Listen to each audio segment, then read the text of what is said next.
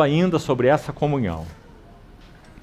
Eu não poderia deixar registrado aqui, queridos irmãos, que, honestamente falando, na presença do Senhor, tem sido, para mim, pessoalmente, um grande privilégio e gozo, as duas coisas ao mesmo tempo, participar da parte da obra do Senhor nesta região, assim como temos participado em outras.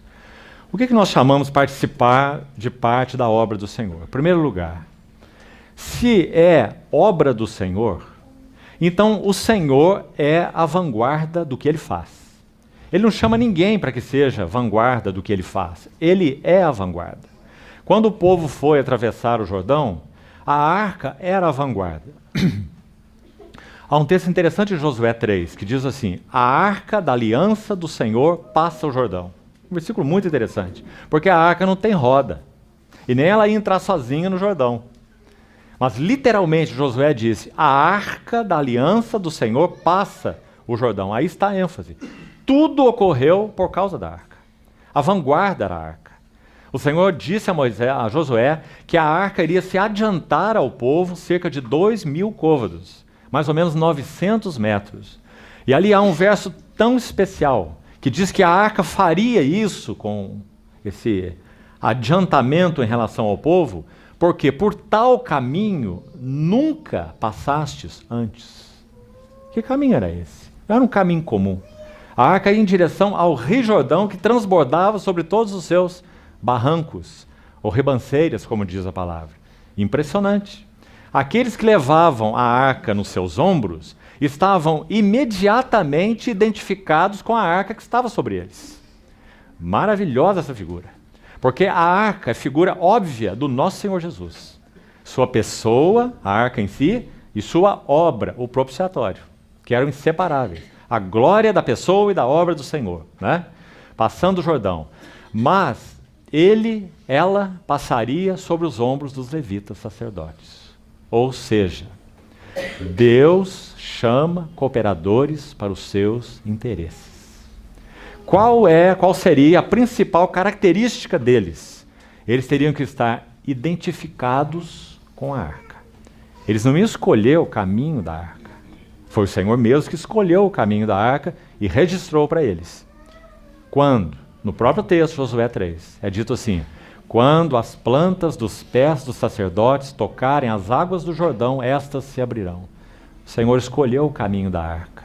É a arca que comanda. Nunca esses sacerdotes iriam em direção ao Jordão. Isso é loucura. É morte. Por isso Paulo escreve aos Coríntios: a palavra da cruz é loucura para os que se perdem, levando no corpo o morrer de Jesus para que a vida de Jesus se manifeste. Então esse caminho era uma loucura. A arca pesada sobre o ombro de 4 homens entrando num rio transbordando. Morte, isso significa. Não é? Mas eles não morreriam. Porque em Josué 1 diz assim: todo lugar que pisar a planta do vosso pé, eu vos darei. Será vosso. Que verso interessante, irmão. E quanta aplicação espiritual. Eles tomariam posse, vamos usar essa expressão. O primeiro lugar que foi possuído da terra de Canaã não foi exatamente a terra de Canaã, foi o Jordão. Quando as plantas dos pés dos sacerdotes tocaram o Jordão e as águas se abriram. Na linguagem do Novo Testamento, o que isso significa? Levando sempre no corpo o morrer de Jesus, para que também a vida de Jesus se manifeste em nossos corpos mortais. De modo que em nós opera a morte e em vós a vida. Ou seja, aquela arca sobre aqueles ombros entraria no Jordão, os pés tocariam as águas, o Jordão se abriria, eles desceriam ao fundo do Jordão, ao leito, e lá permaneceriam. Até que todo o povo passasse.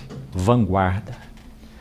Então estamos falando tudo isso porque a obra do Senhor só pode ter a vanguardia do Senhor, da arca do Senhor. Agora, ele chama cooperadores para que estejam identificados com aquilo que é do seu interesse, ou a sua obra. Então não há nada que testifique no nosso coração com mais profundidade, alegria, senso de responsabilidade e gozo, ao mesmo tempo, privilégio, do que cooperarmos com aquilo que o Senhor está fazendo. Que não é uma iniciativa humana. Até, irmão, sabe de uma coisa? Essa comunhão, por exemplo, é uma pequena comunhão. São só 160 irmãos apertados nessa sala, né?